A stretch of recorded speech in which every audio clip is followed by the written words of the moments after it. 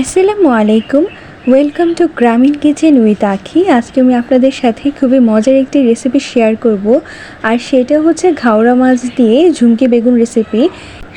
এই জাতের বেগুনগুলো অনেক ছোট হয়ে থাকে, দেখতেই পাচ্ছেন এই বেগুনগুলো কতটা ছোট হয়ে থাকে, কিন্তু এই বেগুন খেতে অসাধারণ। অন্যান্য বেগুনের থেকে এই বেগুনের স্বাদ বেশি। এই বেগুন গোড়া মাছ দিয়ে রান্না করলে খেতে অনেক মজা লাগে। জামালপুর ও শেরপুর অঞ্চলে এই বেগুনটা বেশি চাষ করা হয়। আজকে আমি ঝুমকি বেগুন ঘাওড়া মাছ দিয়ে রান্না করব। এই জন্য আমি ঝুমকি বেগুনটা 4 ফালা করে কেটে নিচ্ছি। এই বেগুন কাটার সাথে সাথে পানিতে ভিজিয়ে রাখতে হয়, তা না হলে কালো হয়ে যায়। আশা করছি আজকের এই রেসিপিটি আপনাদের কাছে ভালো লাগবে। ভালো লাগলে ভিডিওটি বেশি বেশি করে শেয়ার করবেন।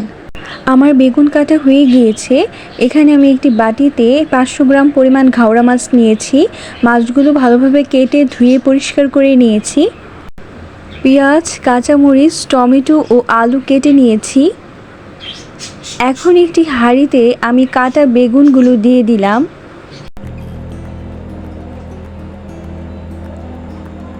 চিকন করে কাটা 2টা টমেটো দিয়ে দিলাম।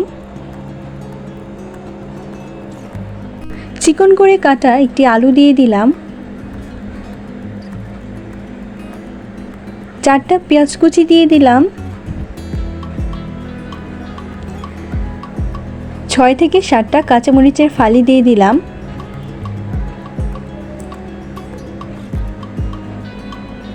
স্বাদমতো লবণ দিয়ে দিলাম।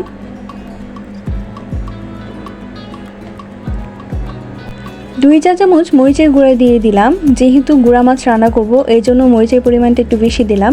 আপনারা যে যেমন ঝাল পছন্দ করেন সেই অনুযায়ী মরিচটা দিয়ে নেবেন। 1 চা চামচ ধনিয়া গুঁড়া দিয়ে দিলাম। 1 চা চামচ হলুদের গুঁড়া দিয়ে দিলাম। 1/2 চা চামচ জিরা গুঁড়া দিয়ে দিলাম।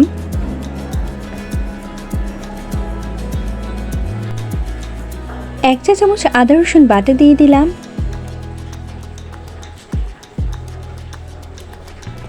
2 টেবিল চামচ তেল দিয়ে দিলাম। ধুয়ে রাখা ঘাওড়া মাছগুলো দিয়ে দিলাম।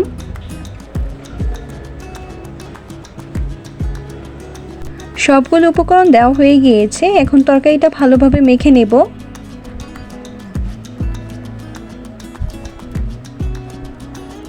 ভালোভাবে মেখে নিতে হবে যাতে মশলাটা ভালোভাবে মাছের গায়ে লেগে যায়।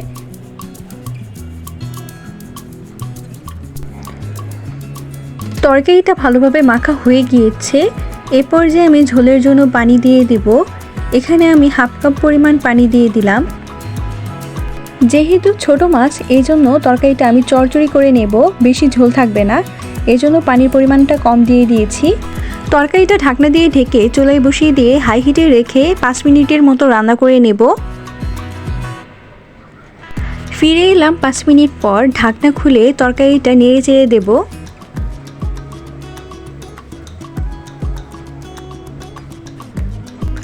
আমার রেসিপিগুলো আপনাদের কাছে কেমন লাগে তা কিন্তু অবশ্যই কমেন্টে জানাবেন। তরকারি নাড়া দেওয়া হয়ে গিয়েছে।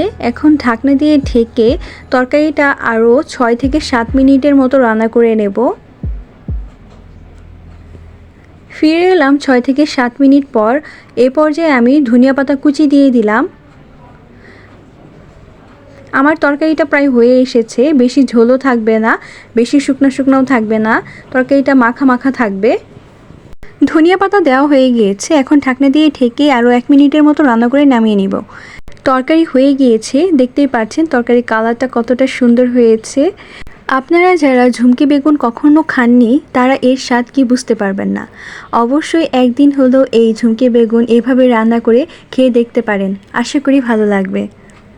আজকের মতো এখানেই বিদায় নিচ্ছি। দেখা হবে পরবর্তী ভিডিওতে মজার কোনো রেসিপি নিয়ে। সে পর্যন্ত সকলেই ভালো থাকুন, সুস্থ থাকুন। আল্লাহ হাফেজ।